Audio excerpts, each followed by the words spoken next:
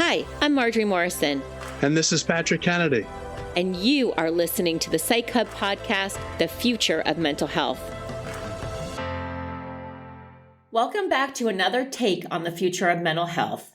It was a pleasure and a privilege for Patrick and I to sit down with Dr. Tom Insel. This man is a genius. I mean, he's a neuroscientist that studies the intricacies of our brains, how they work, and how they make us who we are. But he explains it in a way that's easy to convey and follow along. He has the most fascinating background. Dr. Insel is basically a real-life Doogie Howser. He finished med school early in life, and he has traveled the world. He was the director of the National Institute of Mental Health. He worked at Google and co-founded many mental health startups like MindStrong, Nest Health, and Humanest, just to name a few. All of which stress the importance of cognitive behavioral therapy and evidence-based practice, or the importance of workplace wellness. And they are lockstep with our mission of reimagining behavioral health. We couldn't think of a better person to cover solutions that will shift us into the future of mental health than Dr. Tom Insel. We hope you enjoy this episode. So tell us a little bit about your early career, maybe your upbringing, and what brought you to this place where you became an advocate of mental health, and where did it all start? Well, my story isn't that interesting. Usually people who are in this role had a mother with bipolar, a brother who suicided, a member of the family who had dealt with serious mental illness. I didn't have that, or if I did, I didn't know about it. But I got into this kind of in a boring way. I wasn't sure what I wanted to do growing up. I was interested in science and biology, but also wanted to be a writer. And I was one of those Doogie Howser kids who ended up in medical school at a very, very young age. I was 17, I think, when I started medical school. Wow. And it wasn't clear to me, really, did I want to do medicine or surgery or psychiatry or pediatrics? And I still wasn't sure that I really wanted to be in medicine. But I came from a family of doctors, and I didn't have a lot of choice. In the same way that Patrick probably thought he had to go into politics. And so, sure enough, I went to medical school. My father who was a doc, would say, look, you don't have to be a doctor, but you at least have to get a basic education. And that includes going into 4 years of medical school. So I did that. And somewhere in the middle of that, I guess it was probably just at the beginning of medical school, Bertrand Russell died. So this is back in 1970, 50 years ago. He was one of the great philosophers, mathematicians of the 20th century. And I was reading an obit about him, and it captured so much of what I was thinking at the time. I remember writing it down. In those days, we didn't have laptops to print out these messages. I wrote it down on a piece of scrap paper. I put it in my wallet, carried it around for years. And what it said was that he had said this in thinking about his own life. He said, 3 passions, simple but overwhelmingly strong, have governed my life. The longing for love, the search for knowledge, and unbearable pity for the suffering of mankind. These passions, like great winds, have blown me hither and thither in a wayward course over a great ocean of anguish, reaching to the very verge of despair. And I thought a lot. That just, for me, at that moment, seemed to capture the struggle I was in. Did I want to be a writer? Did I want to be a scientist? Where could I take these kinds of interests? The longing for love, by the way, I just crushed that one because I married my high school sweetheart at age 18, and we've been together ever since. So it was that part, no problem. But the other two, trying to figure out, how much do I pursue the beauty, the mystery, the magical parts of biology and science, which I was so in love with, and how much do I focus on the world of suffering and this sort of the very human experience of despair. It's always been this tension, and I've never quite resolved that. So I spent 20 years after I went to medical school and went into psychiatry. I spent 20 years actually as a neuroscientist working at a lab, actually trying to work out the molecular and neural basis of love. I just became absolutely obsessed with this problem, that this experience of love was the most fundamental experience we all have as humans, and there are aspects of this that are shared across evolution in the form of monogamy and attachment. And I really wanted to understand, wow, how does that happen? Like where in the brain, what in the brain? Like, why does it never happen for some species and seems to happen for others? And so I had this fantastic career doing that for over 20 years, working at the bench, just trying to say, all right, this set of cells is really important, and this set of cells is not, and really, very carefully working out the hard science of really what I think is an important emotion. And then at some point I thought, this is great. I've had a wonderful career, but does it really matter? I mean, is it really making a difference? And I started, especially over the last 2 decades, looking around and seeing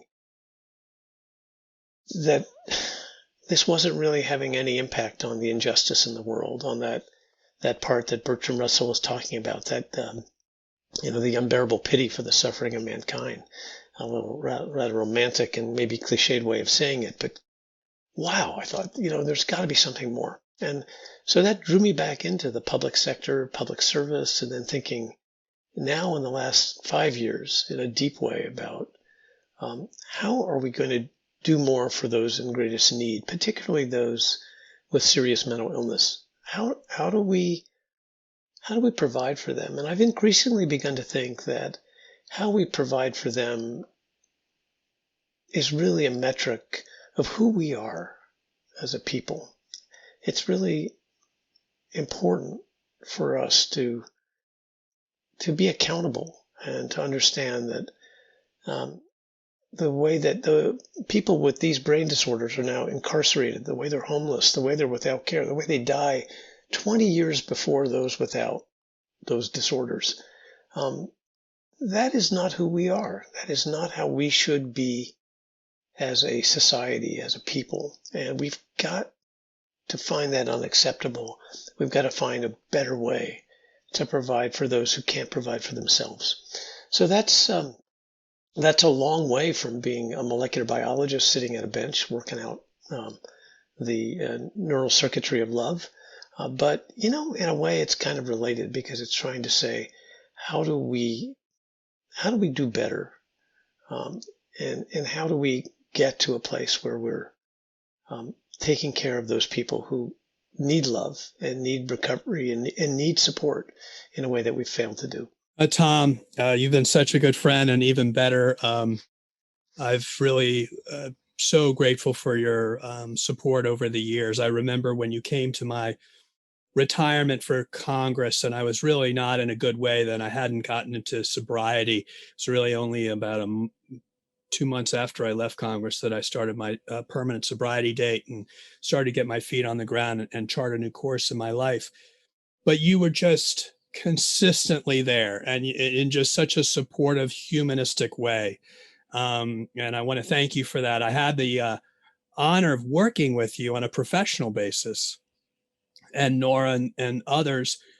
But that element of it was really meaningful to me. I'll never forget how you showed up after I had gotten a DWI, and you said these are brain illnesses, and we need to understand how they work, why people act in a way that is so contrary to their own self-interest and contrary to the very need, like you said, of all of us to be loved, to be respected, to be part of a community. Because when you have these illnesses, the isolation, the self-destructive decisions just belie the very meaning of what it is to be human, wanting to be loved and part of, and everything about these illnesses is doing the opposite of that. So it's not something that people choose, really, in my view.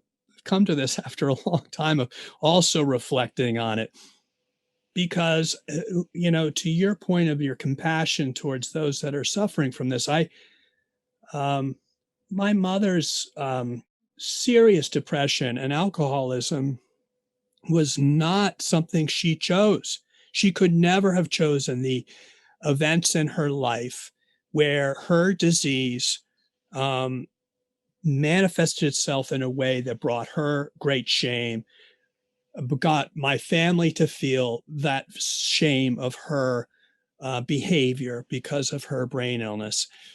And I just am grateful for you fighting this fight and doing it from a neurobiology point of view as well, because part of the shame in all of this is that this isn't real. It's a moral failing, not a medical issue. So when you've done your research at NMH about correlating, genetics and proteomics, metabolomics, how we all operate as a full body and how the brain is affected by all other aspects of the body. I mean, helps to illuminate this concept that this is a chemical issue. It's a genetic issue in many respects, more so than other diseases. And it really helps. I think science makes a big difference in helping us take away that stigma. Could you talk some more about how that work that you did in neuroscience can also help us demystify these, addictions, these mental illnesses as not the power of choice, so to speak? Yeah, but I will. But before I do that, Patrick, I want to draw you out more on this because I think there's a really important element in what you said. At some point, you had to step back and look at yourself and see what was happening and realize that there was we'll call it a gap or a separation between the disorder, this thing that was driving a lot of really self-destructive behavior, and you. So it wasn't your identity. It was part of your identity, but it wasn't who you were in total. There was a piece of you that was apart from that. How did that happen? Like what was necessary for you to be able to step back and look at yourself and say, okay, I am the guy with the DWI. I'm the guy who screwed up here, but I'm not a screw up. I'm an alcoholic, but I'm not just an alcoholic. How does that happen? Well, actually, I came to the realization that I was a screw up and I was an alcoholic and I was incorrigible. I could not break the cycle. I couldn't get free of this.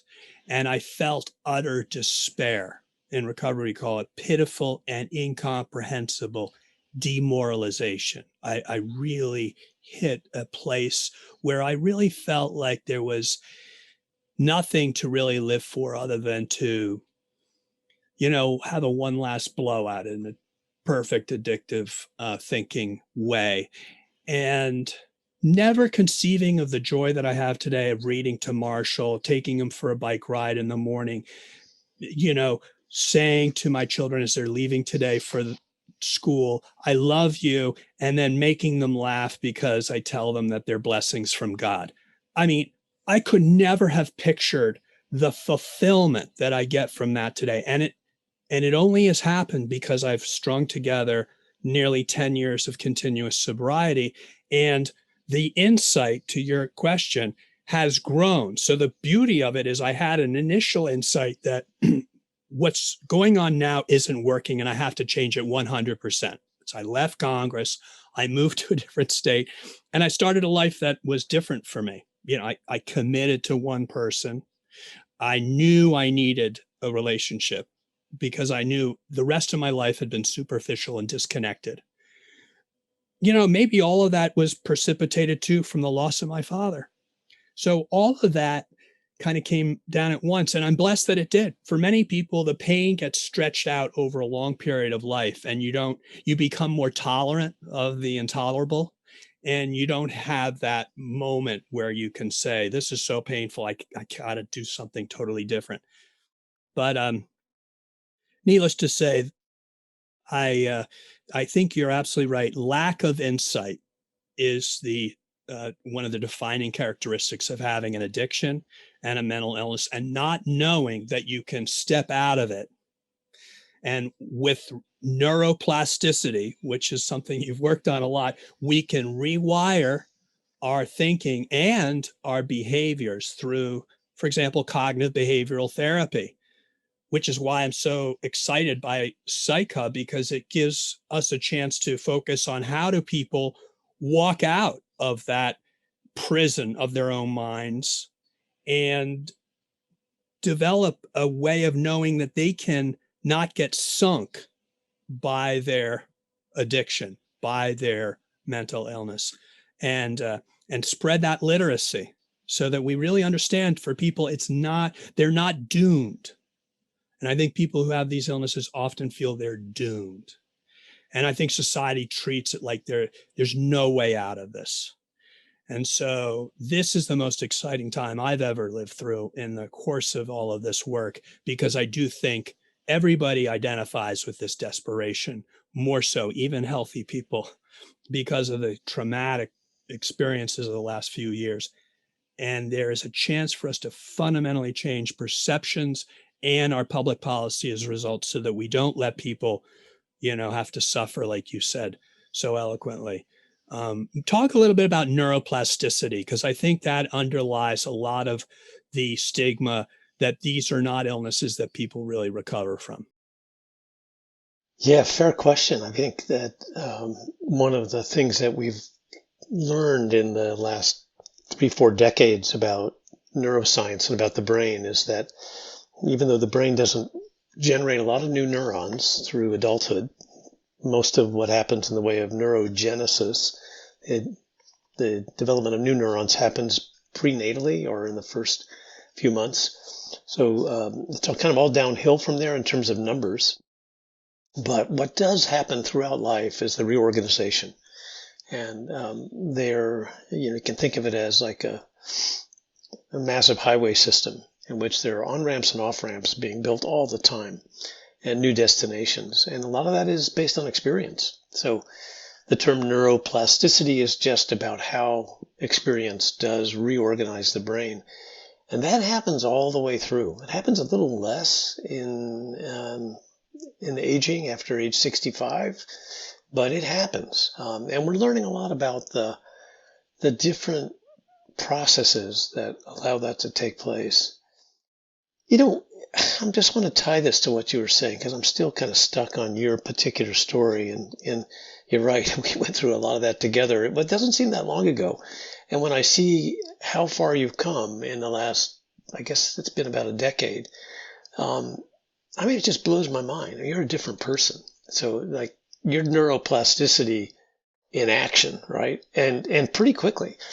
And a lot of that, I think, has to do with finding certain kinds of scaffolds. Like you said, you had to, you realized you had to you had to live in a different place. You had to have a different job. You had to commit to a person.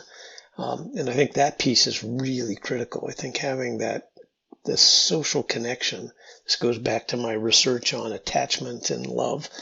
I think that is super important. But I think, the takeaway from that is that it happens. It's possible. People recover. People change.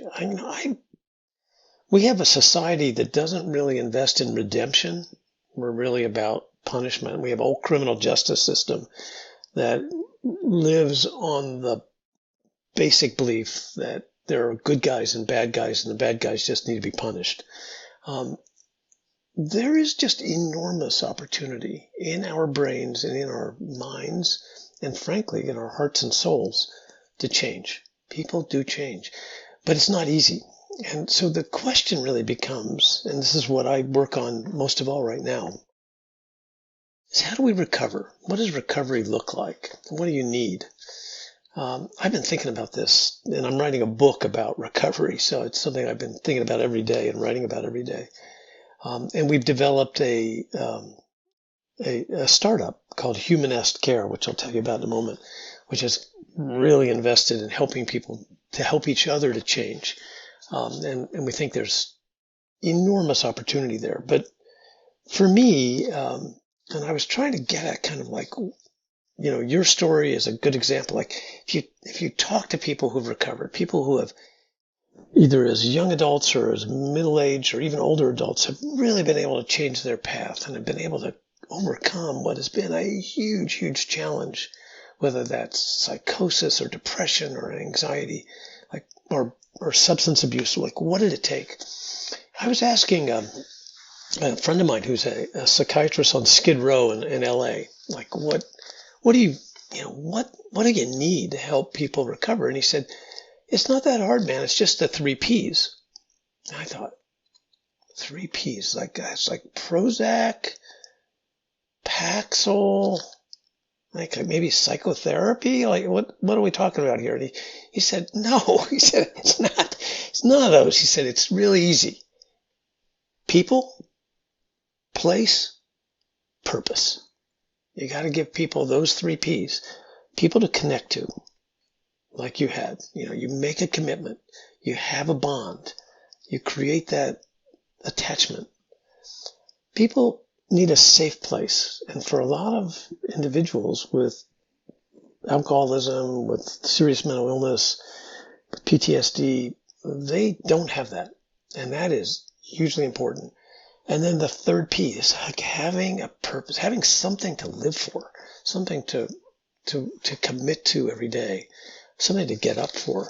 Hugely important. And for many people with mental illness, that can be taking their lived experience and using that to help others. So the whole peer movement is, I think, so powerful. It's a profound new way to help people, both because you realize you can get help and give help. You can be taking the pain you've been through and use that as a vehicle to help somebody else. Massively important. And I think largely overlooked in so much of what we do in the mental health care system. I absolutely agree. Purpose is the driver in recovery. It is one of the pillars of recovery, is to help another. And it's so counterintuitive because we're so insular and self-centered as a society. If we're given an opportunity to think about someone else and their struggles and their life, it by nature helps us put our own struggles in perspective and realize we're not alone, because everybody's suffering.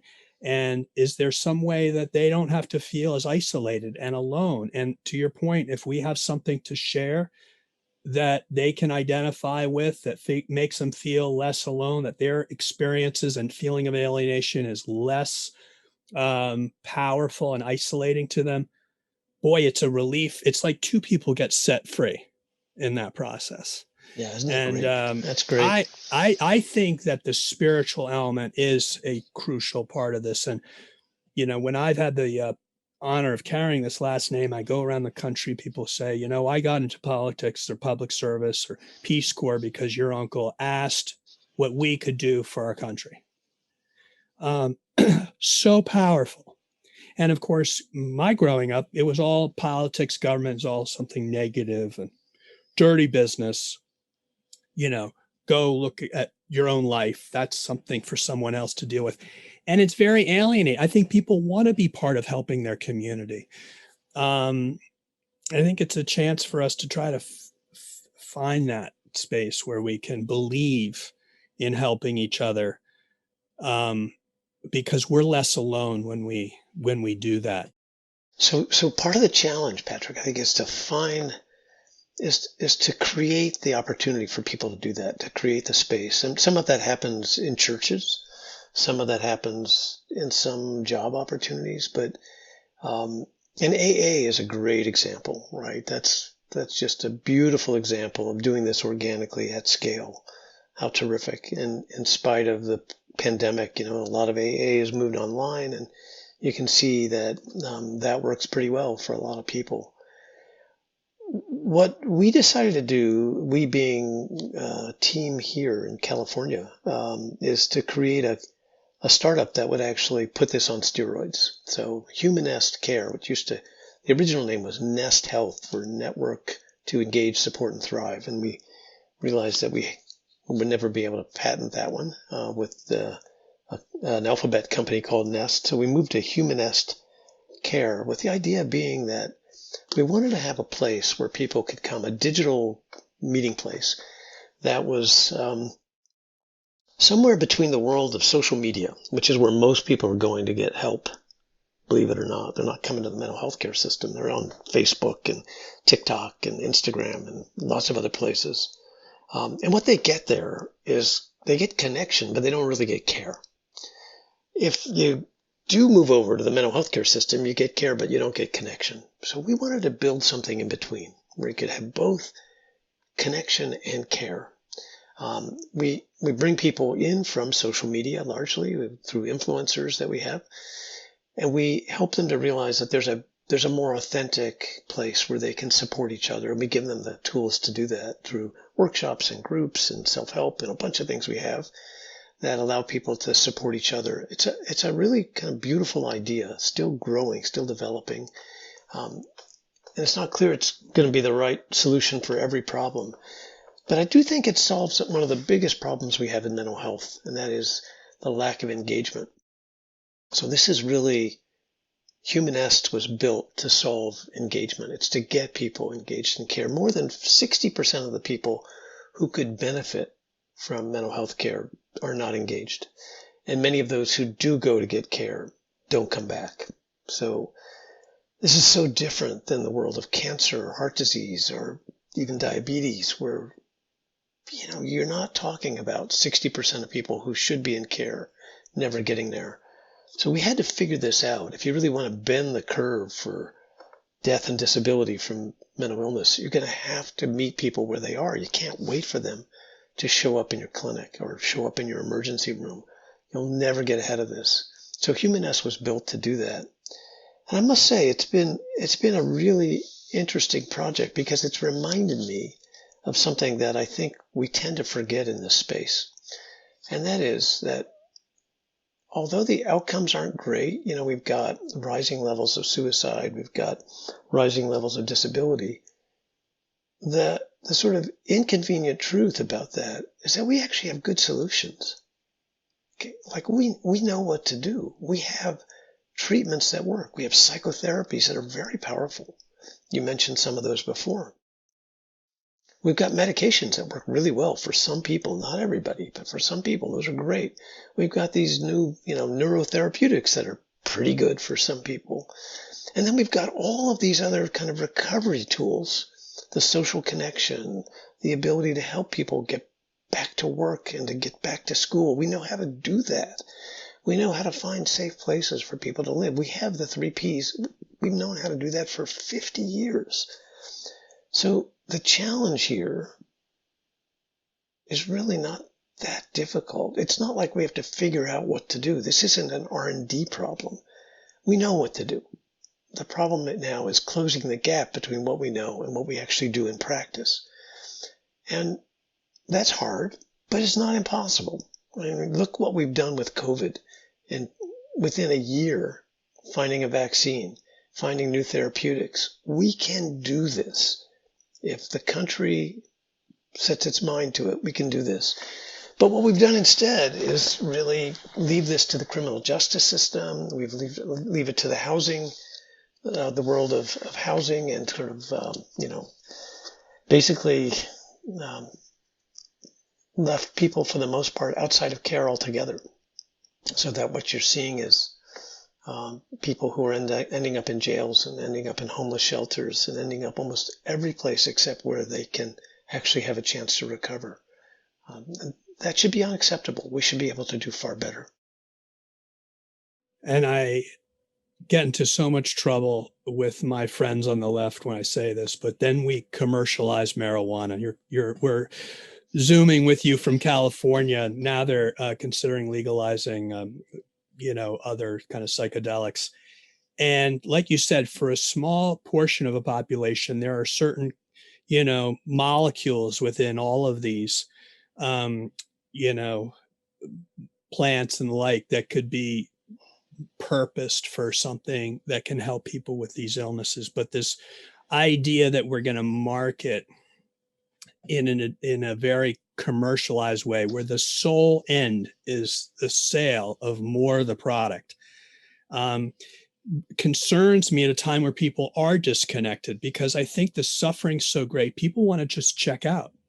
I mean, the suffering is great. And I think between the technology kind of alienating people, the social isolation, and the terror about their economic futures and so forth, and the stress around. I mean, if I were still active in my illness, I think the pressures would be huge to continue to ramp up use as a way of self-medicating. So I get concerned with the huge increase in prescribing of benzodiazepines and all of this new way of trying to tamp down on this point that you're making, that the increase in depression, anxiety, addiction is just climbing so fast, kind of as a effect of COVID, exacerbated by COVID.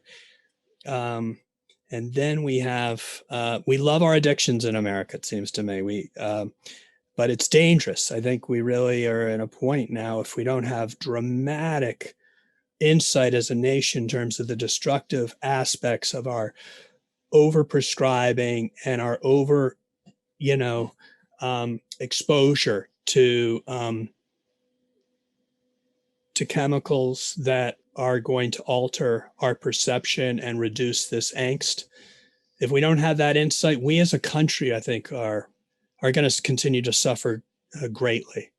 I don't know what you want to say about that as a mouthful. So I guess I see it. I see it a little differently. I think for me, I think the problem is we're always looking for magical solutions, and that's part of why when this is actually the place where you and I probably ought to think through some of the details, but we have taken on mental illness as a medical problem, and we have to. You can't ask for insurance parity unless it's a medical problem. I get that, right? And the other reason to do it is because we've had huge success in medicine. The idea that you could do a blood culture, find a bug for an infectious disease, create a drug for that bug, and cure that disease all within a matter of minutes or hours. Man, that is so appealing. Who wouldn't want that as your model? It just doesn't work for mental illness. These are not infectious diseases. So I think it's fine to sort of define the problem as medical, but we have to remember the solutions are social, they're relational. There are a whole bunch of other things that are far more complicated than finding just the perfect pill. We have just spent way too long assuming that there's going to be a simple solution for a complicated set of issues. Brain problems, the brain disorders, and we can call them brain disorders, but I think that hides the fact that we don't really understand what this is. We may know where it is, but we don't know what it is. We are not going to have a magic bullet for this. As much as we may want that, and as much as we keep telling ourselves there's got to be one around the corner. What we do have is stuff that really does help. And it's back to the 3 Ps. It's back to things that we did 50 years ago when we actually had much better results. We didn't incarcerate people. We didn't have homeless, mentally ill people when I started my career. When I started, we did much better than we do today for people with mental illness. That is not true for cancer. It's not true for diabetes. It's not true for almost any other medical area. And the problem here is that we have continued to believe that this set of issues was going to be just like the infectious diseases. And I think it's taken us a long time to realize something that we probably understood 100 years ago or 50 years ago, that, well, there is a biology here. The actual solutions are going to require something more than biology, something that we get to through kind of high tech, high touch, but it requires a whole set of interventions that are not going to be simple. There's not going to be one thing. So your idea of a public health approach as a method of addressing this in a societal way rather than as a segmented, disease-oriented way, I think is very well taken. My point is that we know that the over-marketing of alcohol, we know that the over-prescribing of Oxycontin, which we've seen multiple settlements already start to take place, holding pharmaceutical companies accountable for overselling that because they knew they were going to be playing upon people's addiction, that as a public health matter, it ought to concern us if, a certain percentage of people who use potent marijuana are going to have psychosis, or of those that have a predisposition to addiction are going to get addicted. So if you give it 1,000x, you're going to have that many more people who are going to suffer from psychosis, to the point you said about the number of people who are on our streets or disabled from these illnesses. It just doesn't make sense that in a time like that, you do something that you knowingly are going to increase the total number of people who have that disorder. And I think the commercial interest behind the addictive industries is so overwhelming. It really harms our public. We're talking about doing a podcast on sexual addiction as it relates to pornography, which is ubiquitous these days, and which is another addiction because it's it's a process addiction, much like food and gambling and other forms of process addictions. It just seems to me, when you have a society which is constantly bombarding people who are suffering with easy ways out, like you said, that we may not have a silver bullet for the big picture, but boy, we're marketing silver bullets for their own particular problems to every American through these industries. And we've let them run rampant, whether it's the Social Dilemma documentary, which I think profoundly captures the addictive qualities that have been embedded in all of our technologies, which are capturing more and more of our children's attention throughout the day and making it very difficult for them to know how to mediate their emotions and connect, to your point, in a very important way, which I think really disables them for the future. And I'm terrified for my own kids. Or whether you have legalized marijuana now in New Jersey, where they can sell gummy bears filled with THC, and they can vape this stuff in a way it's attractive to kids and gets them hooked. Like my sister was hooked on cigarettes at the age of 13, who subsequently died of lung cancer. I mean, or alcohol, which is 13 times more likely to be in a minority neighborhood than a white neighborhood because they know they can get away with it. It just bothers me that on cable news you can, see all this stuff. And I'm mindful of it because I'm an easy victim of it if I'm not in active recovery. So maybe I'm much more sensitive to it. Maybe I'm much more worked up about it. But I do think that's something as a society we have a choice, yes or no. Are we going to allow this, or are we going to step back as public health champions and say, not on my watch? So it's it's an interesting debate, and I'm not the expert in this, but there are alternative models worth looking at. If you look at how this has been managed in Portugal, or how it's been managed in the Netherlands, where lots of stuff is legal, but at the same time, there's a kind of harm reduction approach.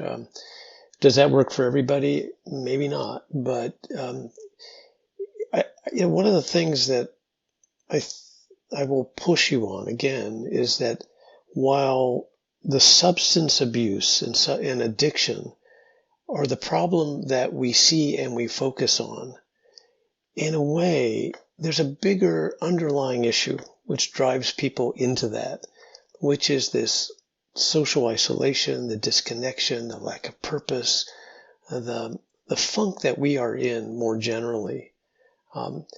And the question I would ask, and I'm not sure there's a good answer for it, but if we go after that, if we mobilize people for those 3 Ps, and we really get them engaged. And then is marijuana, alcohol, are those become the problem that they've been? Or does that become a manageable part of life instead of becoming an addiction? So I'm for decriminalization. I'm for ending the incarceration of both mental illness and addiction. So I'm with you on that score. However, I feel that if you have a predisposition, just like addictions run in my family, and we got to change the medical system so that they better screen for it, so that you know who's high risk, and you're much more careful in the medical system and in your medical record to make sure you ask about that, intervene early, have that approach. The more people who are vulnerable to having that marketed to them, who are already at a genetic predisposition for this, or for, to your point, spiritually bankrupt because they're bombarded by an upbringing where there's been a lack of human connection because of this technology piece, or because of things like COVID, or the economy being so disjointed for so many families, then it seems to me they're much higher risk for becoming addicted. So when you combine the current social cauldron that we're in, economically, stress-wise, racially, and then you have at the same time a penetration of messages, because this is a commercial enterprise. They have to sell their product. This is your answer. And for some people, they can take it and leave it. This is not about them. It's those that take it and then can't leave it because they have a biological underpinning for addiction. That's my pushback, if you will. And I love having these conversations with people who really know their stuff, because it challenges me to be able to explain what exactly it is that I'm pushing back on. But it's definitely a whole slew of solutions, and I'm just focusing on one aspect of it. But it's very interesting to hear both of this and just hear both of your sides. It's fascinating because I think that you're both right. It's almost the dilemma of the chicken and the egg, right? Because to Patrick's point, people that are vulnerable are more vulnerable and becoming more addicted. Although I think that anybody could fall into that category when they don't have connectedness and they don't have purpose and all of those things and a safe place. And at the same time, I totally understand where you're going, Tom, which is let's go to the underlying place and fix that. And if we do, addiction, that secondary need for it becomes less. And I mean, I see both sides of it. I think the unfortunate part is this role that technology plays, that it's so easy. It's easier than just even going to walk to the store and get your marijuana or whatnot. As he mentioned, we're doing a deep dive around porn addiction and sex addiction, and it is all that same stuff. We're finding people are having sex by themselves now, and it's easier and it's accessible. And the worst part of it is that you lose that connectiveness, right? They're becoming more and more isolated, and all of these are kind of bigger problems. And we've been ending each one of these episodes, which is, the question I'll ask you is, if you had a magic wand, what would the future of mental health look like? But the caveat of that is there is no silver bullet, to your point. We know solutions, but these are not easy. These are not easy problems to have. Part of it, right, is because we all come in with a different perspective, right? So we all come into this with our own lens. We all need different things at different stages of our life. And sometimes, what works at one stage doesn't work for another. I wish I had so much more time with you, Tom, because I'm super curious about what you learned during your time studying love. And because we glossed over it, but I'm going to guess that there were some really good findings in there that would really be helpful today. And so, I mean, I wish I had a whole nother hour with you. We might need to bring you back because inside there is this... Back by popular demand. But thank you, Tom. This has been fantastic. I know you've got to jump, but we really look forward to having you back, because I think we just did the intro to our next podcast. This is just... Yeah, we need to talk about the future. And I gotta tell you, I know it's unpopular, but I'm very hopeful. I actually think we're at a moment where, especially in the world of behavioral health, we're ready to do something very different and move from what I call the sick care system to the healthcare system. I think we have a way forward. That's what I'm writing about in the book. That's what Humanest is trying to develop in real time. And I think there's every reason to be hopeful. And I think we should take away that message for anybody who's struggling right now. Amen. What's cracking, Hope Nation? It's your friendly neighborhood Kevin Hines, and this is your Psych Hub Brain Health Tip of the Week. Therapy. It's not for everybody, I'll admit. Some people need peer support. Some people just need self-care. But if you find that neither are impacting your mental health, consider going to therapy if you can avail of it. Here's a few myths about therapy that I'm going to dispel for you right now. It doesn't have to be forever. Sometimes you just have an issue you need to resolve, a problem to get to the root of. And once you have a handle on it, you don't need to go for an entire year. It doesn't have to be focused on your childhood. Mental health providers should focus on evidence-based treatment that is proven to be effective. However, your therapist isn't going to tell you what to do. They want to give you suggestions and guide you to the solutions that they believe are the best for your circumstance. But it's up to you to change. Lastly, it's not going to fix you.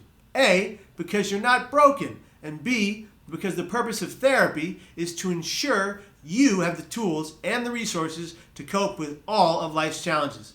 So, if you've been debating about going to therapy or entering therapy, try scheduling an online session to see if it's right for you. Teletherapy has been amazing to me. I'm sure it'll help you too.